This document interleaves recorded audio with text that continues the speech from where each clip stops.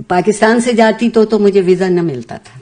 امریکہ سے ویزا لے کر آئی تھی، اس لیے داخلہ ممکن تھا طالب علمانہ.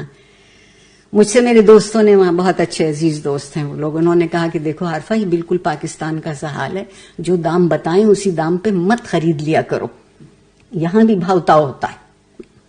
اچھا، میں لکھنؤ یونیورسٹی اور لکھنؤ میں فرنگی محل اور لکھنؤ کے جو پروونشل آرکائیوز ہیں صوبائی، ان میں کام کرنے گئی تھی. سب سے زیادہ خوشی فرنگی محل جا کے ہوئی تھی. میں ایک دن واپس آ رہی تھی یونیورسٹی سے تو ایک بزرگ کیلے بیچ رہے تھے.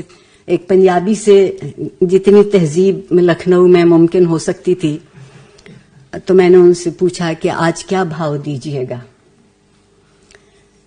اتنی محبت سے بولے بیٹیا آج تو 3 روپے کا بھاؤ ہے.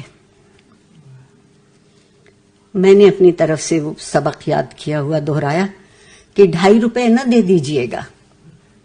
ان کا جواب سنیے، کہنے لگے بیٹیا 2.25 والے تو ارمان لے کے چلے گئے. یہ زبان ہے، یہ زبان کا ذائقہ ہے. کیلے بیچو، 2.25 والے تو ارمان لے کے چلے گئے.